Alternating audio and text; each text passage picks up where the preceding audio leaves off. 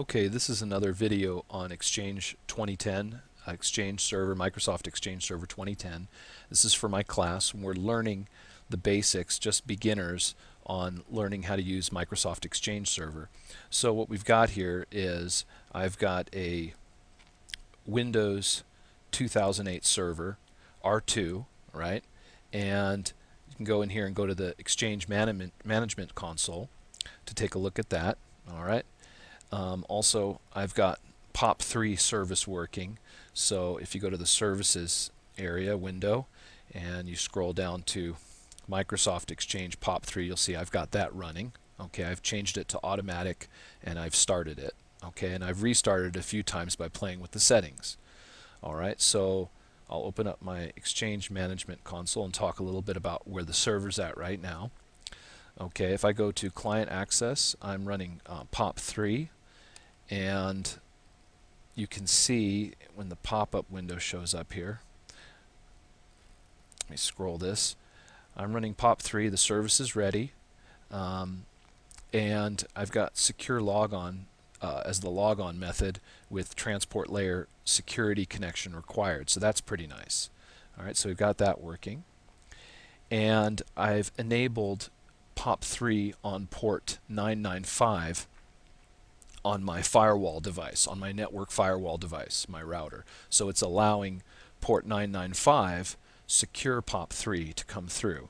If I open up POP3 once again, you'll see that it's binding or listening on port 110 for regular POP3 and port 995 for secure POP3. Okay, and then to test that out, I've got a Windows Live Mail account here. This is not Outlook. This is Windows Live Mail. Okay, this is separate, right? So now I'm just to explain. This is a remote desktop connection to my mail server. Okay, so a remote desktop connection to my mail server right here. And this is from my regular computer. I've got a Windows Live Mail client here. All right, now I've configured it for my account.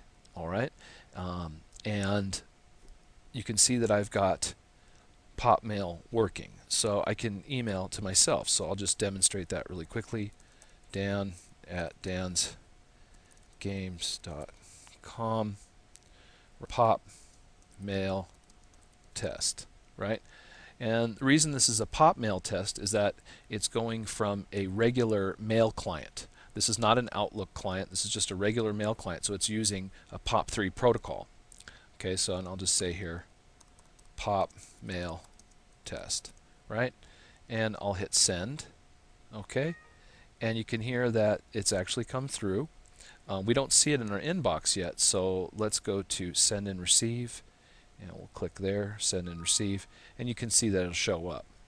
So I can send mail through POP. Also, if we look through our browser window that I have here, you can see that I've also got Outlook web app working. So webmail from Exchange also working. You can see there it is. There's our POP mail test. I've logged in to the Outlook web application here, right? That's pretty nice. And for that, if I go to the server, now I'm in the Exchange server. To set that up, all I had to do was go to Outlook web app and take a look at these settings here.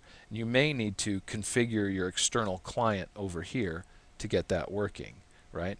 And so, and then it'll show you your external domain. If you double click on this, it'll show you your external URL that you connect to for your webmail, right? And it shows you right there. And if you don't have something here, you're going to need to edit this, and also it helps to run this configure external client. But regardless, that's where you set that up. Now,